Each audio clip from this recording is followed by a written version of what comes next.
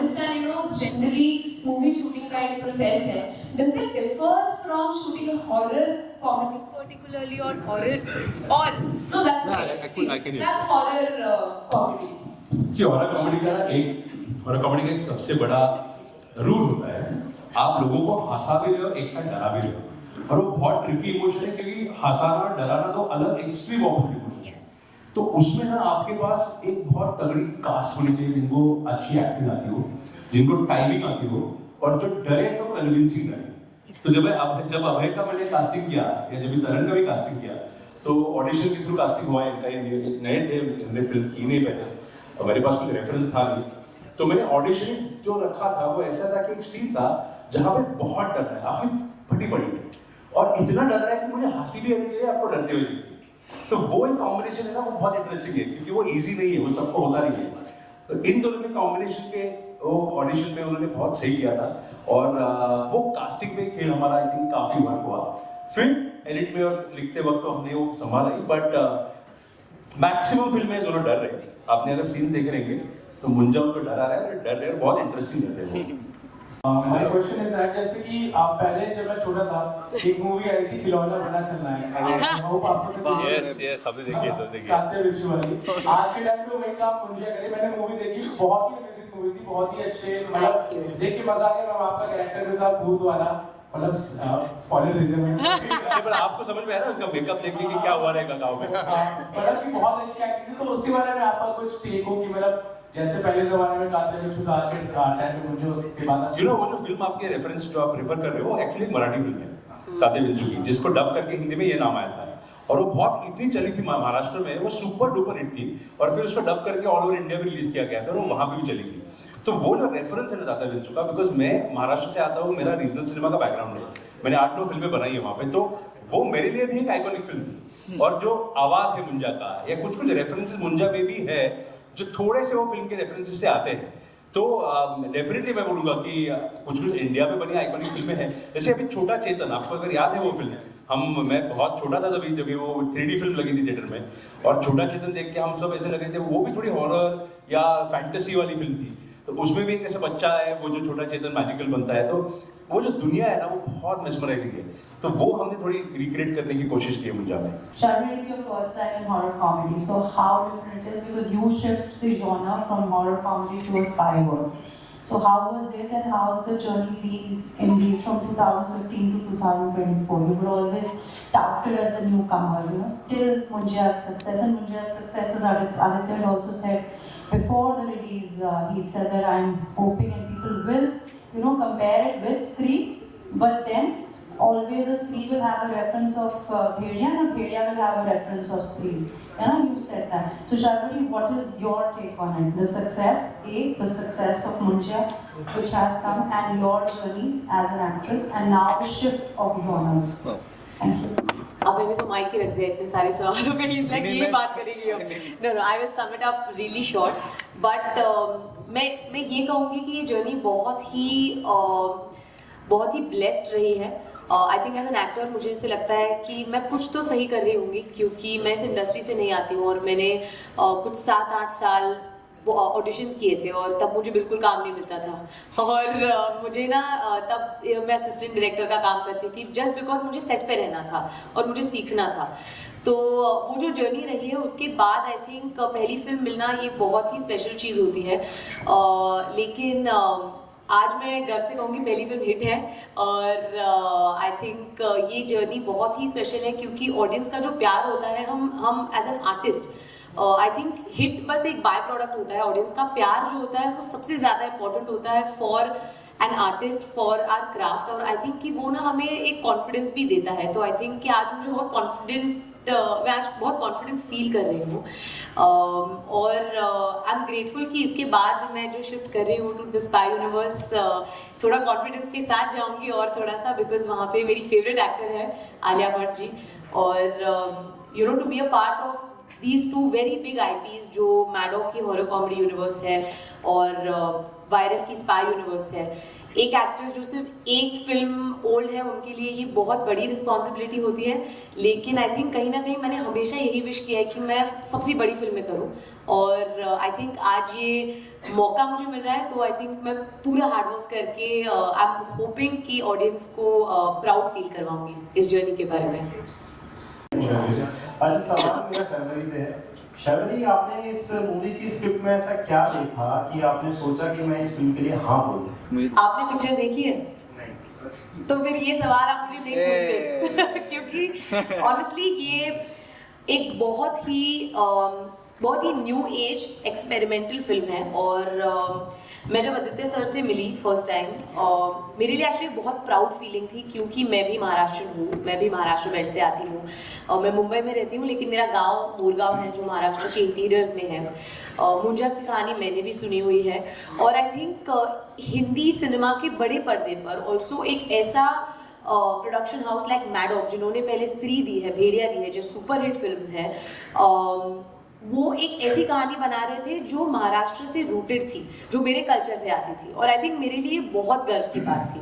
तो ये तो सबसे पहला रीज़न था कि मुझे ये फिल्म करनी थी, और इंस्टेंटली एक्चुअली मेरा और आदित्य सर का कनेक्ट हो चुका था इस बात पे, और जब ना आप सुनते सुनते कनेक्ट हो जाता है ना, तो आपको बस लगता है कि यार फिर तो 4-5 महीने तो मज़ा ही आएगा, क्योंकि अगर आप पहली मीटिंग में इतना मज़ा आ रहा है तो 4-5 महीने तो कुछ भी नहीं होंगे। ऑल्सो फिल्म में एक बहुत इंटरेस्टिंग ट्विस्ट है, इन्होंने तो वो लीक कर ही दिया अभी, बट मेरे लिए वो सबसे बड़ा हाईलाइट था, क्योंकि वो एक अनएक्सपेक्टेड ट्विस्ट है। एज एन एक्टर मुझे कुछ नया एक्सप्लोर करने का मौका मिलता है, क्योंकि जितना हमने प्रोस्थेटिक किया है और जैसे मैं दिख रही हूँ, वो अपॉर्चुनिटी इतने आसानी से आती नहीं है, और ऑल्सो एज एन एक्टर मुझे वो बैरियर्स ब्रेक करने हैं कि अच्छा लड़कियाँ मतलब अलग अलग किरदार भी निभा सकती है, मतलब वो they don't just have to play the love interest, the pretty girls, and I think that Aditya sir very well wrote that character for a girl, and really brought a lot of flavor for my character in the second half. So yeah, that's why. Of course अभी मुंजा theatres में लगी है, जिसके लिए हम यहाँ आए हैं, तो प्लीज़ ज़रूर जाके मुंजा देखें थिएटर्स में। इसके बाद मेरी फिल्म आने वाली है वेदा, जो जॉन इब्राहिम सर के साथ है और निखिल अडवाणी सर ने डायरेक्ट की है, जो आ रही है 15 अगस्त को। और उसके बाद मैं शुरू कर रही हूँ स्पाई यूनिवर्स की फिल्म आलिया भट्ट जी के साथ। फिर आपने ये फिल्म से जो है बॉलीवुड में डेब्यू कराया, तो एक कॉमेडी कंटेंट क्रिएटर और एक हॉरर कॉमेडी में कितना डिफरेंस होता है? बहुत इजी रहा आपके लिए, क्योंकि हमने आपके क्रिएटर्स मतलब आपके जो वीडियोस हैं काफी देखी है, कितना फर्क होता है दोनों में? और कहीं ना कहीं हमने पढ़ा था कि बॉलीवुड आपका मेन मोटिव नहीं था, ये कोइंसिडेंस मिला या फिर? यार डिफरेंस तो पहली बात बहुत होता है। मेरे को आता है रील बनाने की, सुबह शूट करी, रात को अपलोड कर दी। सर को 1-1.5 साल लगे मुझे बनाने में, तो मैं तो वेट करता रहा सर कब आएगी। पर again it's a difficult project. अगर आप मूवी बना रहे हो तो उसको टाइम लगता है, रील जितना ईजी तो वो नहीं है। और हाँ, मुझे क्योंकि मैं बहुत छोटे शहर अम्बाला से आता हूँ, देन मैं दिल्ली में हुआ, और मेरे को तो कभी लगा भी नहीं था कि ऐसा कुछ हो जाएगा। और जितना भी मैंने क्रिएटर की जर्नी अपनी 2 साल 3 साल से वीडियोस बना रहा हूँ देखी है मैंने सर को भी कल ये बोला कि जो यूफोरिया मैंने थिएटर में फील किया अपने आप को देख के और ऑडियंस का अच्छा फीडबैक देख के, मुझे वो वैसा एक्सपीरियंस वैसा यूफोरिया 2-3 साल में कभी फील हुआ ही नहीं। 1 लाख लाइक आ गए, 1 मिलियन लाइक आ गए, कुछ आ गए, पर जो लाइव ऑडियंस का रिएक्शन है, जो आप लोगों को मूवी जो अच्छी लग रही है, वैसा एक्सपीरियंस 70 mm पे कभी भी नहीं मिला मुझे। तो it's very difficult and it's very different. Thank you. Was it like coming in between? Were you even terrified about the results and all? You know, I'll like answer this very shortly, but it's a very important question for us. हमारा क्या था ना, हमने film debutantes की बनी है film. ये मैंने भले ही 8-9 फिल्में मराठी में बनाई है, मेरी पहली हिंदी फिल्म है। इसकी पहली हिंदी फिल्म है, इसकी पहली फिल्म हिंदी फिल्म है, शर्वरी की भी पहली solo female lead Hindi film है। तो इतनी पहली चीजें हो रही थी ना इसमें। जैसे कोंकण से आया हुआ मुंजा कैरेक्टर वो ऑल ओवर इंडिया लोग पसंद करेंगे नहीं करेंगे वो भी पता नहीं था। तो हम ये सोच के चल रहे थे कि अच्छी फिल्म बनाएंगे, जितना प्यार मिलेगा उतना एक्सेप्ट कर लेंगे। तो इसलिए जिस बजट में फिल्म बनी थी ना, वो बजट भी हमने बहुत कंट्रोल में रखा था। अब ऐसे हुआ कि वेडनेसडे को हम बैठे हैं, फ्राइडे को फिल्म रिलीज होने वाली है, हम एक नंबर सोच के चल रहे हैं कि चलो इतना भी हुआ तो भी चलो हम खुशी मान लेंगे। फ्राइडे सुबह आती है और फिर हमें नंबर आना शुरू होते हैं। आज अब हम मंडे पे बैठे हैं तो वीकेंड के नंबर आ चुके हैं, तो इट इज अनबिलीवेबल। यानी हम सोच भी नहीं सकते कि जो प्यार फिल्म को मिल रहा है, हम सब एक दूसरे को यही रोज फोन करके बोल रहे हैं कि इज दिस वेरी ट्रू, हम क्या सपना देख रहे हैं, इज इट हैपनिंग और नॉट। और मुझे इन दोनों के लिए, शर्वरी के लिए भी इतना, I am so proud for them because इनकी पहली फिल्म है, या यंग है, और छोटे से शहर से मुंबई आके स्ट्रगल करके काम मिला के वेट कर रहे हैं कि फिल्म आ जाए। तो जो ऐसे रिजल्ट आता है ना, वो रिजल्ट का आई थिंक ये वर्थ होता है। और अभी तो शुरुआत हुई है, आज मैंने सुना मंडे भी बहुत अच्छा दिख रहा है, जितने एडवांस हुई है मंडे की। तो अभी मुझे तो लग रहा है कि यहाँ से ग्रो ही होगी फिल्म, और बहुत अच्छा लग रहा है कि जब ये सब फीडबैक आता है। Also, I wanted to know about the look.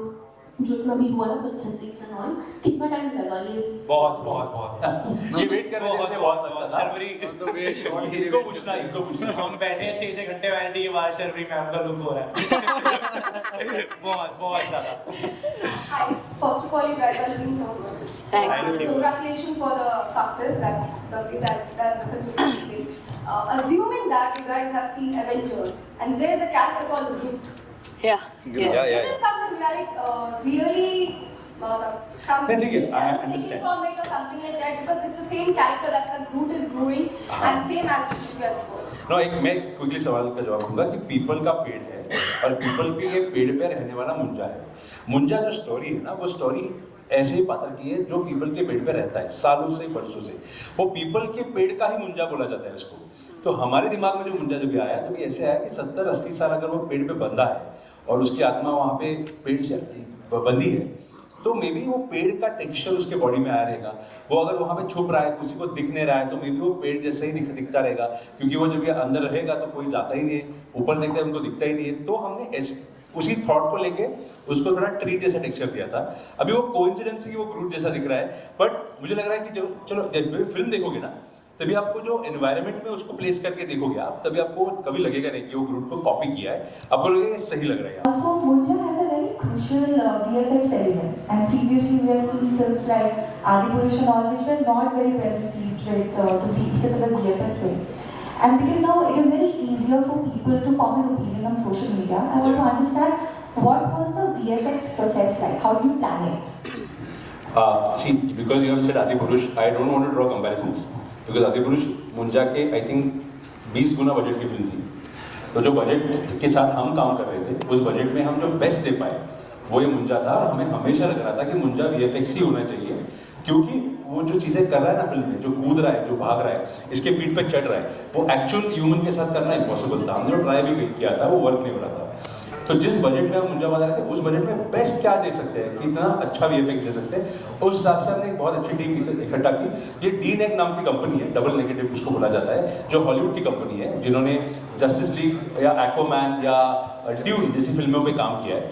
तो हमने उन पर काफ़ी खर्चा करके उनको वहाँ से यहाँ बुला के, उनकी टीम को यहाँ रख के, उनके साथ R&D करके एक पूरी प्रोसेस सेट की थी, जहाँ पे सेट पे, अभी इनका जवाब ये भी देंगे, सेट पे ये परफॉर्म करते थे, कुछ नहीं था वहाँ पे, ऐसी चीज़ों के साथ जो डबीज रखी जाती थी कि रिएक्ट टू इमेजिन कि यहाँ पे वो मुंजा बिहेव कर रहा है, रिएक्ट कर रहा है, और हमें इमेजिन करके उसको रिएक्ट करना है। एक्टर के लिए बहुत डिफिकल्ट होता है कि आप इमेजिन कर रहे हो सामने वाले की रिएक्शन, तो वो इमेजिन करके परफॉर्म करते थे। फिर वही शॉट हम वापस लेके जाके एक स्टूडियो पे, एक फ्लोर पे, एक एक्टर को जो एक्रोबैट करने वाला था, उसको एक ग्रे सूट पहना के शूट करते थे, उसको कंप्यूटर में लेके जाके उस पर पूरा काम करके उसको डिजाइन करके उस पर रखते थे।